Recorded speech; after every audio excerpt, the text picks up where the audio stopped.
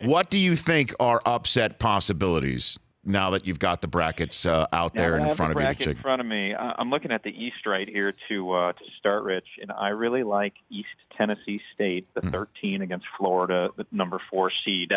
East Tennessee is coached by a guy named Steve Forbes, who's kind of a crafty old JUCO coach he actually recruited Paul Millsap to Louisiana Tech. Steve Forbes has been around. He's sort of a country fox kind of guy. He's got a year show cause from the NCAA in his pocket too. So, Steve's seen some battles. He's got a kid named TJ Cromer on his roster, who's a JUCO guard who scored 19 a game, who I think the pace of that game and the style of that game, I think really fits what East Tennessee does. So, go Buccaneers to start off. I am not picking UNC Wilmington, which is going to be a popular pick. I just feel like it's a terrible matchup for them against Virginia, and as hard as Virginia is to watch and how they stumbled down the stretch last year, they're still the 7th-ranked team in KenPom. So I think because of the style they play, people are more apt to pick against UVA, but I am not going to pick them. I'm going to pick the Cavaliers in that game. Well, last year, one of the upsets you did give us was an Ivy League team. I do believe you chose Penn when it got through last year.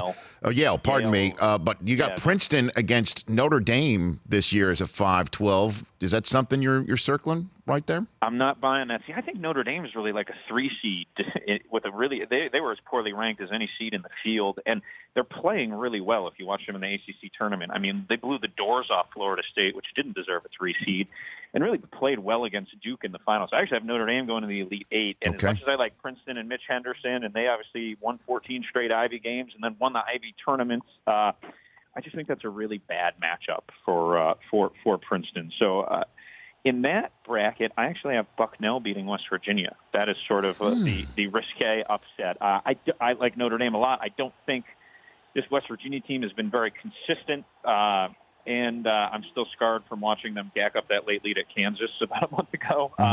So in the theory of I've seen Bucknell live this year up at Boston University up here.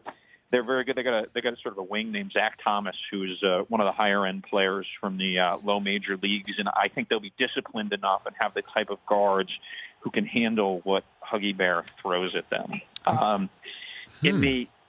So you've gone two 13s, Pete Thamel. You've gone 2 13s so far. I've gone 2 13s. Okay, what else you got? 12 seed Middle Tennessee, which is everyone is going to take. I think they're only a 4-point underdog, so it's not this like crazy upset that everyone else has. But I really think if you look at Middle Tennessee, their body of work, they have a guard named Ja'Cory Williams, who was not on the team last year. He transferred from Arkansas and sat out last year. He's averaging 17-3 a game. And then you have the aforementioned Giddy Potts also as their second leading scorer. They have 3 guys averaging over 14-5 a game. They are deep, loaded, and confident from winning in the tournament last year. So we are all Giddy Potts this week, Rich. I really like Middle in that game against Minnesota. The other double-digit seed that I like that a lot of people aren't going to pick, and you are not going to like this. Okay. But Albert Breer will, is that I'm going to take Oklahoma State over Michigan. Okay. Yeah, I just feel like you see these teams who are decent, who make these big tournament runs.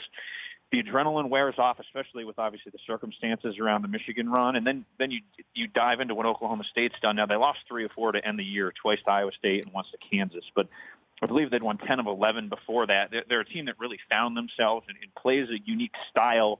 I don't think this is the most athletic Michigan team in the world, Rich. You probably agree with that, and I think they're going to struggle with the style and with the pace of Oklahoma State, and it's a good upset to pick because everyone's like, "Oh, Michigan just won the Big Ten tournament; they're on fire." And sometimes you remember that Jerry McNamara Syracuse team that made that remarkable run to the Big East title and then just completely fell on their face in a 12-5 game against Texas A&M. So there's some precedent there where the long run in the tournament can actually work against you. Yes. And I also just feel like there's an emotional element of Michigan sort of doing that they're going to have to sort of regather themselves out there in Indianapolis. They're in Indianapolis. So they're at Lucas Oil.